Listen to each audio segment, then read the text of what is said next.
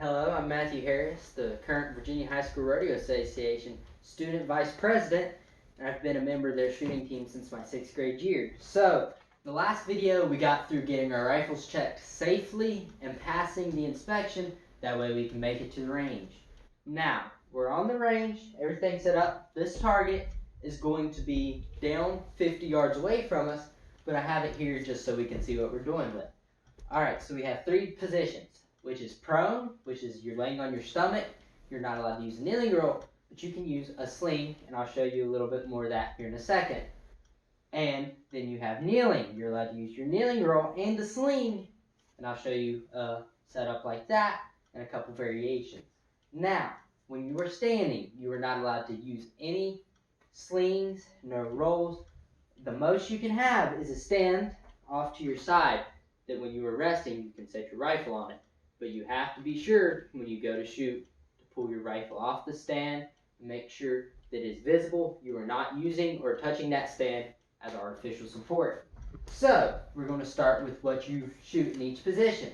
Now, when you go to sign up, and after you check your rifle, they will have you sign your name, which position, and since we have 2 rounds, do one with a 1, and then another target, copy it, but put a 2 instead.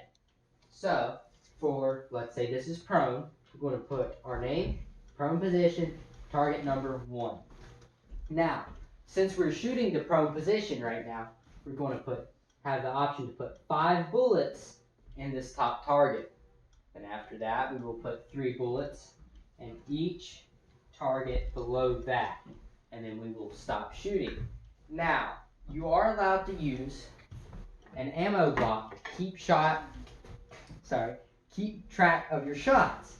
And this is also good because you are only allowed to bring the correct amount of rounds to the range. That way you don't accidentally shoot too many. So we have our 5 siders, which you only get siders on your prone target, which is this top sider target, only in the prone position. And then we have 3 bullets for this one. Then we have another 3 for this one, another 3 for this one, and another 3 for that one. Then we have a separating line saying that we are done with that position. I'm going to bring this up closer, that way you can see. We have I'm going to just do it the way I use it, our standing position, which is the last position we're going to be shooting, so it goes to the bottom. We have our kneeling position. It has the same amount of shots as our bottom position here, which is standing, has the same amount of shots. Now we have our prone position. These are your counting shots in your prone position inside this bracket. And then we have our 5 siders only for your prone position across the top. Now if you notice, there's 12 bullets in each section here.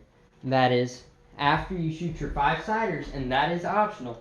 If you shoot your 5 siders, you're going to have 12 counting bullets per each round.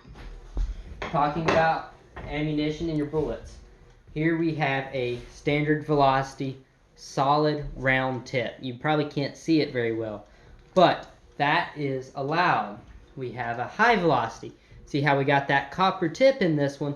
It's still allowed because it doesn't add for any extra holes, any extra hole size. Now we have a hollow point, pretty common hunting round. We are not allowing those because what happens is it mushrooms out. That's what they're designed to do. They mushroom out and create a bigger hole, which could be misinterpreted as a second bullet. Now, when we're scoring these, you'll be able to see the targets, the rings. Each ring is representing a line or a point, just like usual. Now, with that being said, this target is for we're going to recap. Prone, you get the option of 5 siders. Then you get 3 in this target, 3 in this target, 3 in this target, 3 in this target. So, with that being said, we have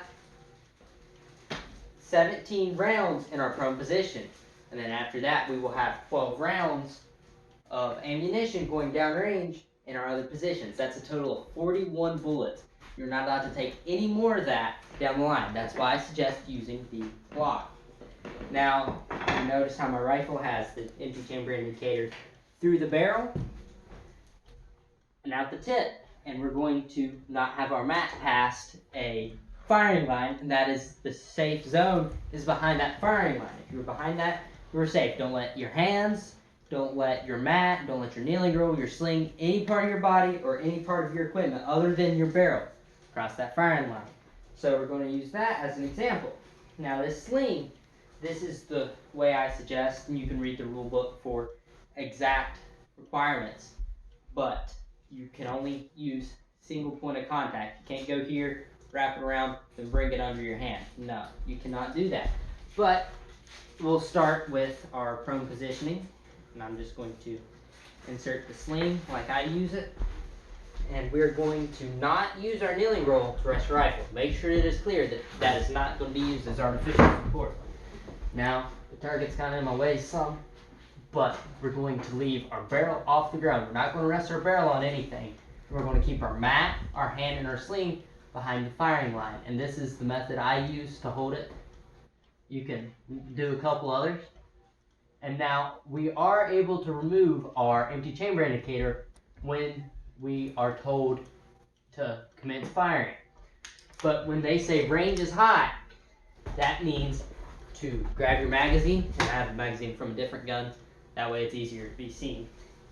And we are going to load our bullets into our magazine and place it beside our firearm.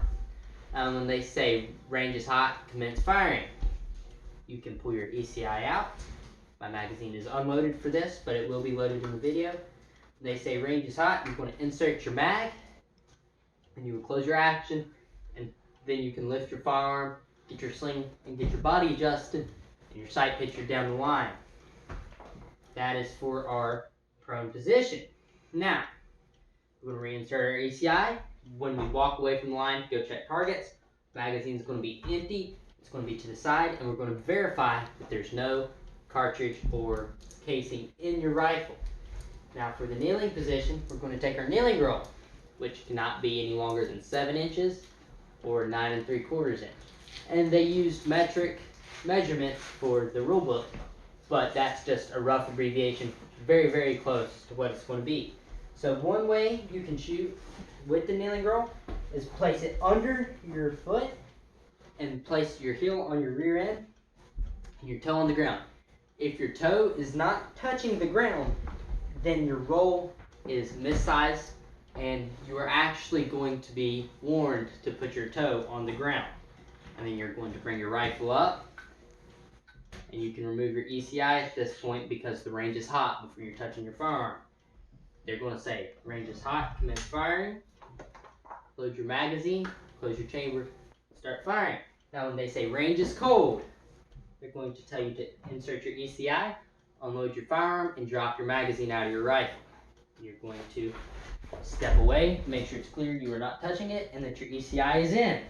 Now they'll walk by and check before they allow you to go down range that the range is safe. Now, for the standing position, you are not going to be able to use your sling or your kneeling roll. Make sure it is clear you are not using those as artificial support by getting them away from your body. When I'm saying make sure it is clear, make sure that there's gap between your body and whatever you're making sure you are not using at that time. So now you are allowed to have a stand to rest your rifle on while you are not shooting.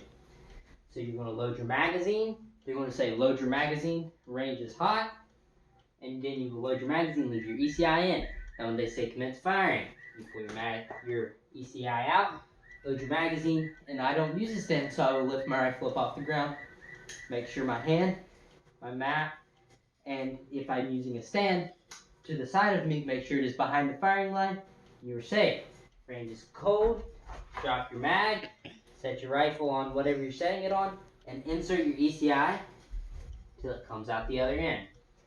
Now we've covered pretty much everything you need to know on the line except dress code. Now it's pretty loose as long as you have closed-toed shoes, pants that cover your entire leg. So it's alright if a little bit of ankle shows. You're not going to want that. You're going to want full-length pants. We're not talking capris here. And you have to have a sleeve shirt. It doesn't have to be long sleeve. You just can't wear a single strap tank top, and you need to have your back number with you when you're at the shoot. This is still a VHSRA, part of the NHSRA hosted event, so you are an NHSRA member or NJHSRA member. You have to have your dress code at any events they do. That being said, we're going to recap what we have. 41 rounds is all you're allowed to have on the range. I'm going to show the block again. This is a good representation. We got 5 bullet holes across the top, then 3 brackets of 12 rounds. If you go out to the national finals to compete in the high school rodeo or junior high school rodeo, they will supply you with their blocks to make sure it has the proper amount of ammunition in it. Now, we are going to put 5 in the top only for prone and follow through with the rest. Now once we get a kneeling, we'll only shoot these 4 bottom targets. Now we are going to remember sling only for prone and kneeling. Kneeling roll only for kneeling. You are not required to use a kneeling roll. You can sit on the side of your foot, I forgot to mention this earlier, like this, but your toe still has to touch the ground. And remember, you have to keep your ECI in when the range is cold or when you're not firing your gun.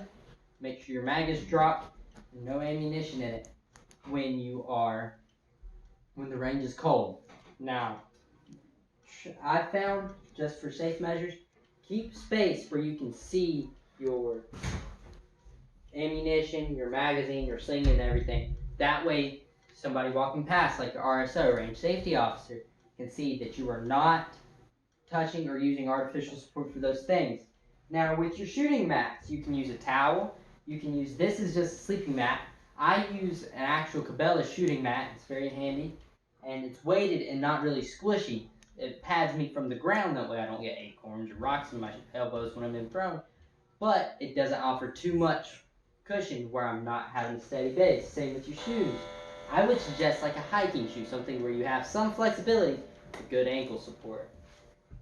That about covers on the range at a Virginia High School Rodeo Association shoot.